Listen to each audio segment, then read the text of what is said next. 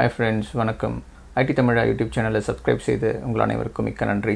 நம்ம இந்த set of videos மூலமாக SSL கம்யூனிகேஷனை பற்றி நம்ம கற்றுக்கிட்டு இருக்கோம். இதுவரையிலும் நம்ம கற்றுக்கொண்டதை பற்றி ஒரு ரீகேப் பார்ப்போம். இந்த SSL கம்யூனிகேஷன் சம்மந்தமான வீடியோஸில் நம்ம இதுவரையிலும் பார்த்தது SSL சர்டிஃபிகேட்னா என்ன, இந்த SSL or digital certificate HTTPS கம்யூனிகேஷனுக்கு எவ்வளோ முக்கியம் அப்படின்னு சொல்லி பார்த்தோம். ஒரு டிஜிட்டல் சர்டிஃபிகேட் ஒரு பப்ளிக் கீயை சர்டிஃபை பண்ணும் அப்படின்றத பற்றி நம்ம பார்த்தோம். கிரிப்டோகிராஃபியில் symmetric key cryptography, asymmetric key cryptography அப்படின்னு 2 டைப் இருக்குது, அதையும் பார்த்தோம். இந்த டிஜிட்டல் சர்டிஃபிகேட் வழியாக ஒரு HTTPS கம்யூனிகேஷன் எப்படி செக்யூர்டாக நடக்குது அப்படின்றதையும் பார்த்தோம். இந்த SSL சர்டிஃபிகேட்டுக்கு பல பெயர்கள் இருக்கிறது, அதையும் நம்ம பார்த்தோம். இந்த SSL சர்டிஃபிகேட்டை நம்ம நிறையா பெயரை வச்சு அழைப்போம். அதாவது TLS certificate, SSL or TLS certificate, digital certificate, identity certificate, public key certificate and public key infrastructure. இது மாதிரி இந்த SSL சர்டிஃபிகேட்டை நம்ம பல நேமை வச்சு நம்ம அழைக்கிறோம். ஆனால் பொதுவாக நம்ம அழைக்கிறது வந்து SSL சர்டிஃபிகேட் அப்படின்ற நேமை தான் நம்ம அழைச்சிட்ருக்கோம். ஏன்னா இதுதான் தொடக்கத்திலேருந்து நம்ம அழைக்கிறது. ஒரு டிஜிட்டல் சர்டிஃபிகேட்டை எப்படி நம்ம ஒரு ப்ரௌசர் வழியாக, அதாவது க்ரோம் ப்ரௌசராக இருக்கலாம், இன்டர்நெட் எக்ஸ்ப்ளோரராக இருக்கலாம், ஒரு ப்ரௌசர் மூலமாக நம்ம எப்படி இந்த சர்டிஃபிகேட்டை வந்து நம்ம பார்ப்பது, அந்த சர்டிஃபிகேட்டை எப்படி வெரிஃபை பண்ணுவது அப்படின்றதையும் டீட்டெயிலாக பார்த்தோம். இந்த SSL சர்டிஃபிகேட்டில் என்ன தகவல் தான் இருக்குது அப்படின்றதையும் நம்ம விரிவாக பார்த்தோம். அந்த SSL ஒரு டிஜிட்டல் சர்டிஃபிகேட்டில் ஒரு ஆர்கனைசேஷனோட டீட்டெயில்ஸு, எந்த URLக்கு நீங்கள் அந்த சர்டிஃபிகேட்டை வாங்குறீங்களோ அந்த URL, அப்புறம் அதில் என்ன டைப் ஆஃப் என்கிரிப்ஷன் பண்ணியிருக்காங்க அப்படின்றது, அப்புறம் வந்து அந்த கம்பெனியோட details, phone number, email address இதெல்லாம் இருக்கும். அது கூட வந்து அந்த சர்டிஃபிகேட்னுடைய பீரியட், எந்த பீரியட்குள்ளே அந்த சர்டிஃபிகேட் வந்து வேலிடாக இருக்கும், அது எப்போ எக்ஸ்பைரி ஆகும் அப்படின்ற தகவலும் இருக்கும். அப்புறம் அந்த யார் இஷ்யூ பண்ணுறாங்களோ அவங்களுடைய டீட்டெயிலும் அதில் இருக்கும். அதாவது சர்டிஃபிகேட் அத்தாரிட்டி அவங்களுடைய இன்ஃபர்மேஷனும் அதில் இருக்கும். இந்த SSL மற்றும் TLS ஹேண்ட்ஷேக் அப்படின்னா என்ன, இது எப்படி நடக்குது அப்படின்றதையும் விரிவாக நம்ம பார்த்தோம். ஒரு பப்ளிக் கீ கிரிப்டோகிராஃபி எப்படி வேலை செய்யுது, இந்த பப்ளிக் கீ கிரிப்டோகிராஃபி ஒரு செக்யூரான கம்யூனிகேஷனுக்கு எப்படியெல்லாம் பயன்படுது, இது ஒரு கிளைண்ட் அண்ட் சர்வர் கம்யூனிகேஷனில் எப்படி தகவலை வந்து என்கிரிப்ட் பண்ணி கம்யூனிகேட் பண்ணுது அப்படின்றதையும் விரிவாக பார்த்தோம். இந்த இன்டர்நெட் யுகத்தில் நம்ம எல்லாருமே இன்டர்நெட்டை பயன்படுத்திகிட்டு இருக்கோம். நம்ம இந்த இன்டர்நெட் மூலமாக ஒரு சர்வீஸை நம்ம அடையும் போது இந்த செக்யூர்டான கம்யூனிகேஷன் எவ்வளோ அவசியம் என்று உணர்ந்து பெரும்பாலான வெப் டெவலப்பர்ஸ் வந்து அவங்களுடைய சைட்டுக்கு இந்த HTTPS கம்யூனிகேஷனை முக்கியமாக பயன்படுத்திகிட்டு இருக்காங்க. ஒரு டிஜிட்டல் சர்டிஃபிகேட்டில் பெய்ட் சர்டிஃபிகேட் இருக்குது, ஃப்ரீ சர்டிஃபிகேட் இருக்குது, செல்ஃப் சைன் சர்டிஃபிகேட்ஸ் இருக்குது. இந்த பெய்டு சர்டிஃபிகேட்டை சர்டிஃபிகேட் அத்தாரிட்டிஸ் அவங்ககிட்ட இருந்தோம், அப்படி இல்லைன்னா இன்டர்மீடியேட்ரி CAs அவங்ககிட்ட இருந்தோ தான் நம்ம இந்த பெய்டு சர்டிஃபிகேட்டை நம்ம வாங்குகிறோம். இந்த சர்டிஃபிகேட் அத்தாரிட்டிஸ் தான் ஒரு பப்ளிக் கீயை வந்து சர்டிஃபை பண்ணி நமக்கு தராங்க. இந்த சர்டிஃபிகேட்டை தான் நம்மளுடைய வெப் சர்வரில் நம்ம இன்ஸ்டால் பண்ணுவோம். அதே மாதிரி இந்த சர்டிஃபிகேட்டை வெப் ப்ரௌசர் வந்து ரீட் பண்ணி அண்டர்ஸ்டாண்ட் பண்ணிக்கிட்டு அந்த செக்யூர்ட் கம்யூனிகேஷனை இந்த சர்டிஃபிகேட்டை பயன்படுத்தி தான் அந்த ப்ரௌசர் பண்ணுது.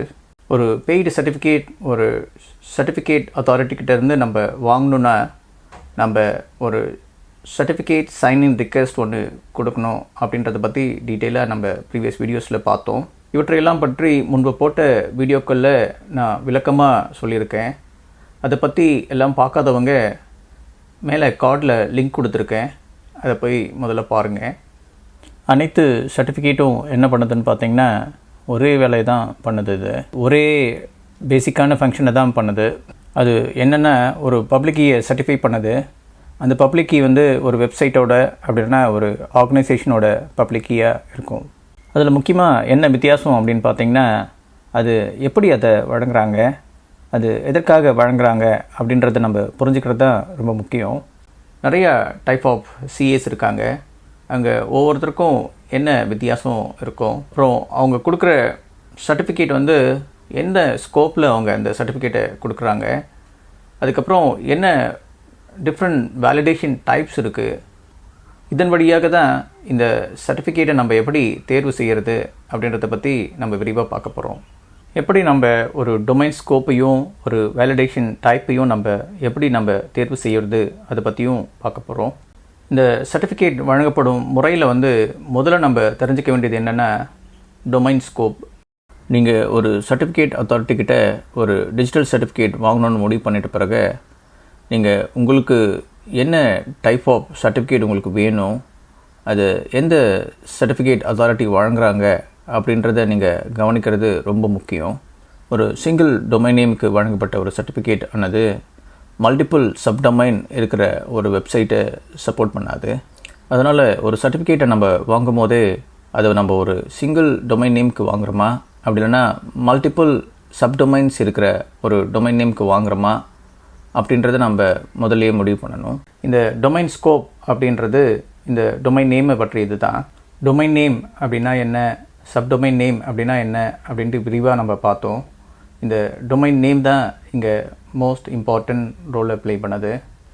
இந்த டொமைன் ஸ்கோப்பில் என்னென்னலாம் டைப் இருக்குது அப்படின்னு சொல்லி பார்த்தீங்கன்னா சிங்கிள் டொமைன் சர்டிஃபிகேட் இருக்குது, வைல்ட்கார்ட் டொமைன் சர்டிஃபிகேட் இருக்குது, மல்டி டொமைன் சர்டிஃபிகேட்ஸ் இருக்குது, அப்புறம் யூனிஃபைட் கம்யூனிகேஷன் சர்டிஃபிகேட் அப்படின்னும் இருக்குது. இதில் காமனாக பயன்பாட்டில் இருக்கிறது இந்த சிங்கிள் டொமைன் சர்டிஃபிகேட்ஸ் தான் காமனாக பயன்பாட்டில் இருக்குது. அதாவது பெரும்பாலும் இந்த பப்ளிக் கீ சர்டிஃபிகேட் ஒரு சிங்கிள் வெப்சைட்டுக்கு வழங்கப்படுது. உதாரணம் பார்த்தீங்கன்னா www.itthamizha.com இது ஒரு சிங்கிள் வெப்சைட். அது இந்த சிங்கிள் டொமைன் நேமை நீங்கள் நோட்டீஸ் பண்ணி பார்த்தீங்கன்னா அந்த சிங்கிள் டொமைன் நேமில் சப்டொமைன் இருக்கும். அது அந்த முதல்ல இருக்கிற www அப்படின்றதான் குறிக்கும். அந்த டிஜிட்டல் சர்டிஃபிகேட்டும் அந்த பப்ளிக்கையும் எதை சர்டிஃபை பண்ணோன்னா அந்த சிங்கிள் டொமைன் அது கூட சேர்த்து இந்த சப்டொமைனும் அதில் சேர்ந்துருக்கும். இந்த வைல்ட்கார்ட் டொமைன் சர்டிஃபிகேட் எதுக்குன்னு பார்த்தீங்கன்னா இது அதிகமான சப்டொமைனை பயன்படுத்துகிற ஒரு டொமைன் நேமுக்கு தான் இந்த வைல்ட்கார்ட் டொமைன் சர்டிஃபிகேட் பயனுள்ளதாக இருக்கும். வெவ்வேறு சப்டொமைன் இருக்கிற ஒரு டொமைன் நேமுக்கு தான் இந்த வைல்ட்கார்ட் டொமைன் சர்டிஃபிகேட் பயன்படும். இதனுடைய ஸ்ட்ரக்சர் எப்படி இருக்குன்னு பார்த்தீங்கன்னா ஆஸ்ட்ரிக் டாட் அப்படின்னு தான் ஆரம்பிக்கும். இந்த ஆஸ்ட்ரிக் அப்படின்றது எதை குறிக்கும் அப்படின்னு பார்த்தீங்கன்னா இந்த ஆஸ்ட்ரிக்ஸ்ன்றது மல்டிபிள் சப்டொமைன்ஸை தான் இந்த ஆஸ்ட்ரிக் குறிக்கும். அதுக்கப்புறம் செகண்ட் லெவல் டொமைன் இருக்கும், அதுக்கப்புறம் டாப் லெவல் டொமைன் இருக்கும். இதற்கு ஒரு உதாரணம் கொடுத்துருக்கேன். இதில் asterisk.itthamizha.com அப்படின்ற ஒரு உதாரணத்தை கொடுத்துருக்கேன். இந்த உதாரணத்தில் பார்த்தீங்கன்னா itthamizha அப்படின்றது ஒரு second level domain and .com அப்படின்றது டாப் லெவல் டொமைனு. இதுக்கப்புறம் இந்த ஆஸ்ட்ரிக் அப்படின்ற இடத்துல பல்வேறு வகையான சப்டொமைன் நேம்ஸை நாம் பயன்படுத்த முடியும்.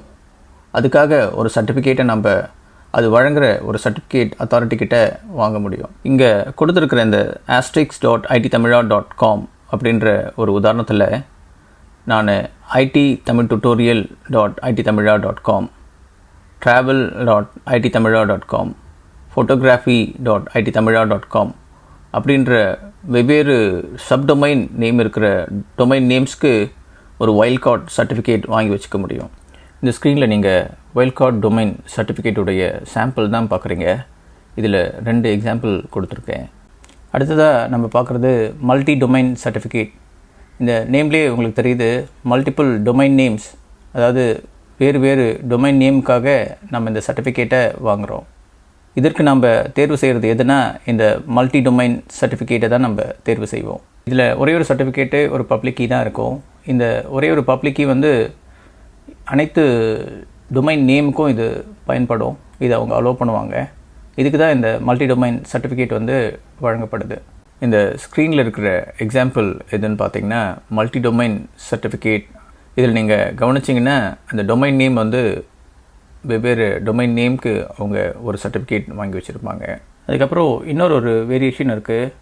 இதில் யூனிஃபைட் கம்யூனிகேஷன் சர்டிஃபிகேட் அப்படின்னும் ஒரு வேரியேஷன் இருக்குது. இதை நம்ம யூனிஃபைட் கம்யூனிகேஷன் சர்டிஃபிகேட் அப்படின்னா சப்ஜெக்ட் ஆல்டர்னேட்டிவ் நேம் அப்படின்னும் நம்ம அழைப்போம்.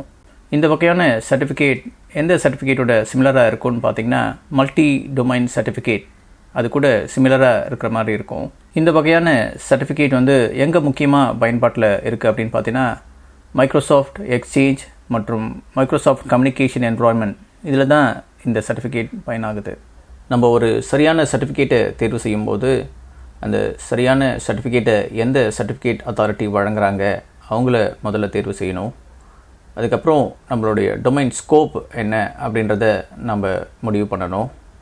அதுக்கப்புறம் டொமைன் வேலிடேஷன் இருக்குது. இதை பற்றி தான் நம்ம இப்போ பார்க்க போகிறோம். இந்த சர்டிஃபிகேட் அத்தாரிட்டிக்குள்ளே என்ன வித்தியாசம் இருக்குதுன்னு பார்த்திங்கன்னா, சில சர்டிஃபிகேட் அத்தாரிட்டிஸ் சில டொமைன் ஸ்கோப்புடைய சர்டிஃபிகேட் தான் கொடுப்பாங்க. மற்ற சிலர் எல்லா டொமைன் ஸ்கோப் இருக்கிற ஒரு சர்டிஃபிகேட்டையும் கொடுப்பாங்க. இதுதான் இவங்களுக்குள்ளே இருக்கிற முக்கியமான வேறுபாடு. நாளுக்கு நாள் இந்த டிஜிட்டல் சர்டிஃபிகேட்டோட தேவை உயர்ந்துக்கிட்டே இருக்கிறது.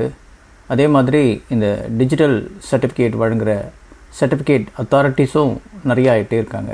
சில ஆர்கனைசேஷன் இதை அவங்களுடைய வெப்சைட்டுக்கான பப்ளிக் கீ என்கிரிப்ஷனுக்காக பயன்படுத்துகிறாங்க. சில கம்பெனிஸ் அவங்களுடைய ட்ரஸ்ட் ஒர்த்திய கஸ்டமருக்கு காமிக்கிறதுக்காக அவங்க அதை பயன்படுத்துகிறாங்க. இந்த மாதிரியான வெவ்வேறு தேவைகளை பூர்த்தி செய்கிறதுக்காக சர்டிஃபிகேட்டில் டிஃப்ரெண்ட் வேலிடேஷன் லெவல்ஸ் இருக்குது. ஒரு டிஜிட்டல் சர்டிஃபிகேட்டை ஒரு பெய்ட் சர்டிஃபிகேட் அத்தாரிட்டிக்கிட்ட நீங்கள் வாங்க போகும்போது இந்த சர்டிஃபிகேட் அத்தாரிட்டிஸ் உங்களுக்கு சில டொமைன் ஸ்கோப் இருக்கிற சர்டிஃபிகேட்டையோ அப்படி இல்லைன்னா உங்களுக்கு தேவையான டொமைன் ஸ்கோப் இருக்கிற சர்டிஃபிகேட்டையோ அவங்க வழங்குவாங்க. நீங்கள் உங்களுக்கு தேவையான டொமைன் ஸ்கோப் இருக்கிற சர்டிஃபிகேட்டை வாங்க வேண்டியிருக்கும். இந்த வேலிடேஷன் லெவல்ஸில் 3 வகையான வேலிடேஷன்ஸ் இருக்குது.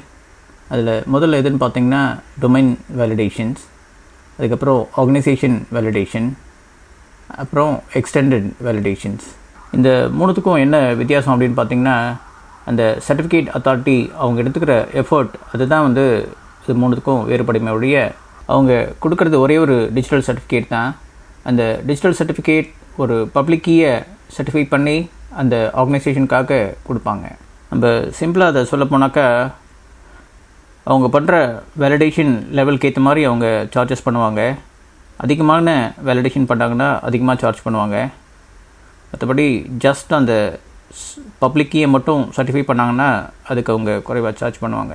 இந்த சர்டிஃபிகேட் அத்தாரிட்டிஸ் பண்ணுற டொமைன் வேலிடேஷன், இந்த வேலிடேஷன் தான் அதிகமான பயன்பாட்டில் இருக்கிறது. இந்த டொமைன் வேலிடேஷன் என்னென்னு பார்த்தோன்னா, ஒரு பப்ளிக் கீயில் நீங்கள் கொடுக்குற டொமைன் நேமுக்கு அவங்க அந்த பப்ளிக் கீயை சர்டிஃபை பண்ணி கொடுப்பாங்க. அதை எப்படி பண்ணுவாங்கன்னு பார்த்தீங்கன்னா, நீங்கள் ஒரு டொமைன் நேமை ஒரு டொமைன் ரிஜிஸ்ட்ரார்கிட்ட ரிஜிஸ்டர் பண்ணும்போது நீங்கள் ஹூஇஸ் டேட்டாபேஸ் அப்படின்னு ஒன்று இருக்குது. அந்த ஹூஇஸ் டேட்டாபேஸில் இருக்கிற இமெயில் ஐடிக்கு அவங்க ஆட்டோமேட்டடாக இமெயில் அனுப்புவாங்க. அந்த இமெயிலுக்கு நீங்கள் ரெஸ்பாண்ட் பண்ணும்போது நீங்கள் தான் அதனுடைய ஓனர்னு முடிவு பண்ணுவாங்க. வேறு சில வழிமுறைகளும் அவங்க வச்சுருக்காங்க. ஒரு வெப்சைட்டை உங்களுடைய வெப்சைட் தானா அப்படின்னு சொல்லிட்டு முடிவு பண்ணுறதுக்கு அவங்க சில டேட்டா ஃபைல்ஸை கொடுத்து உங்களுடைய சைட்டில் போஸ்ட் பண்ண சொல்லுவாங்க. அந்த டேட்டா ஃபைல்ஸை உங்களுடைய வெப்சைட்டில் நீங்கள் போஸ்ட் பண்ணும்போது அது பப்ளிக்காக எல்லோரும் அதை பார்க்க முடியும். அப்படி இருக்கும்போது அவங்க அதை வச்சு முடிவு பண்ணுவாங்க அது உங்களுடைய வெப்சைட் தான் அப்படின்னு சொல்லிட்டு. இந்த வகையான டிஜிட்டல் சர்டிஃபிகேட் எதுக்கு பெரும்பாலும் பயன்படும்னு பார்த்திங்கன்னா, ஒரு பிளாக்ஸுக்கும் ஒரு சோஷியல் மீடியா ஆப்ஸ்க்கு அப்படின்னா பர்சனல் வெப்சைட்டுக்கு, இந்த மாதிரியான வெப்சைட்டுக்கு இந்த டிஜிட்டல் சர்டிஃபிகேட் பயனுள்ளதாக இருக்கும். இந்த டொமைன் வேலிடேஷன் மெத்தடில் அவங்க ஒரு பப்ளிக் கீயை சர்டிஃபை பண்ணுவாங்க நீங்கள் கொடுக்குற அந்த டொமைன் நேமுக்கு. அது மட்டும்தான் அவங்க செய்வாங்க. அந்த கம்பெனியோடைய ஐடென்டிட்டியை எல்லாம் அவங்க கேரண்டி கொடுக்க மாட்டாங்க. அவங்க கொடுக்குறது அந்த யுஆர்எல் இந்த கம்பெனிக்கு சேர்ந்த யுஆர்எல் அப்படின்றது மட்டும்தான் அவங்க உறுதி பண்ணுவாங்க. அடுத்த லெவல் ஆஃப் வேலிடேஷன் எதுன்னு பார்த்திங்கன்னா, ஆர்கனைசேஷன் வேலிடேஷன் தான் அடுத்த லெவல் ஆஃப் வேலிடேஷன். இதுவும் இந்த டொமைன் வேலிடேஷன் மாதிரியே தான் இதுவும். இந்த லெவல் ஆஃப் வேலிடேஷனில் அவங்க முக்கியமாக என்ன செய்வாங்க அப்படின்னு சொல்லி பார்த்தோன்னா, நீங்கள் அவங்கக்கிட்ட கொடுத்துருக்குற அந்த கம்பெனி நேம், கம்பெனி அட்ரஸ், உங்களுடைய பிஸ்னஸ் இதெல்லாம் நீங்கள் பப்ளிக்காக கொடுத்துருக்குற இன்ஃபர்மேஷன் கூட மேட்ச் ஆகுதா அப்படின்னு சொல்லிட்டு மட்டும் வெரிஃபை பண்ணுவாங்க. அடுத்ததாக இருக்கிற என்ன லெவல் ஆஃப் வேலிடேஷன் அப்படின்னு பார்த்தோன்னா, எக்ஸ்டெண்டட் வேலிடேஷன் தான் அடுத்த லெவல். இதுவும் ஒரு ஆர்கனைசேஷன் வேலிடேஷன் மாதிரியே தான். ஆனால் இதில் அடிஷ்னலாக அவங்க என்ன பண்ணுவாங்கன்னா, நீங்கள் கொடுத்துக்கிற காண்டாக்ட் டீட்டெயில்ஸ்க்கு அவங்க கால் பண்ணி பார்ப்பாங்க. அது செவரல் பீப்புள்கிட்ட அவங்க பேசுவாங்க. பேசி இந்த நீங்கள் கொடுத்துருக்குற தகவல் உண்மைதானா அப்படின்னு சொல்லிட்டு மட்டும் மேக் ஷூர் பண்ணுவாங்க. அவங்க வெரிஃபை பண்ணுறது ஜஸ்ட் அந்த பிஸ்னஸ் நீங்கள் சொல்கிற பிஸ்னஸ் தானா அப்படின்றது மட்டும்தான் அவங்க வெரிஃபை பண்ணுவாங்க. இந்த 3 வேலிடேஷன் லெவல்ஸில் எது சீக்கிரமாகவும் எது ரொம்ப செலவு கம்மியாகவும் எது குயிக்காகவும் இருக்குன்னு பார்த்தீங்கன்னா இது இந்த டொமைன் வேலிடேஷன் தான் இதில் ரொம்ப சீப்பான ஒரு வேலிடேஷன். இந்த எக்ஸ்டெண்டட் வேலிடேஷன் தான் வந்து மிகவும் விலை கூடின வேலிடேஷன். இதை தேவைப்படுறவங்க பயன்படுத்திகிட்டு இருக்காங்க. சில சர்டிஃபிகேட் அத்தாரிட்டிஸ் அவங்களுடைய மார்க்கெட்டிங் ஸ்ட்ராட்டஜியில் அவங்க இதை செல் பண்ண பார்ப்பாங்க. தேவைப்படுறவங்க இதை வாங்கிக்கலாம். இந்த வேலிடேஷன் லெவல்லாம் எதை குறிக்கும் அப்படின்னு பார்த்திங்கன்னா அதிகமான வேலிடேஷன் இருந்ததுன்னா இது மோர் ட்ரஸ்ட் ஒர்த்தி ஆன வெப்சைட் அப்படின்றத குறிக்கிறது தான் குறிக்கும். ஃப்ரெண்ட்ஸ், இந்த லேர்னிங் வீடியோ உங்களுக்கு பயனுள்ளதாக இருந்தால் இந்த வீடியோவை லைக் மற்றும் ஷேர் செய்யுங்க. இந்த சேனலில் இருக்கிற சப்ஸ்கிரைப் பட்டனை கிளிக் செய்யுங்க. அப்படியே அந்த பெல் ஐக்கானையும் அழுத்தி விடுங்க. அப்போ தான் நான் போடுற இந்த லேர்னிங் வீடியோ உங்களை உடனே வந்தடையும். Thank you friends.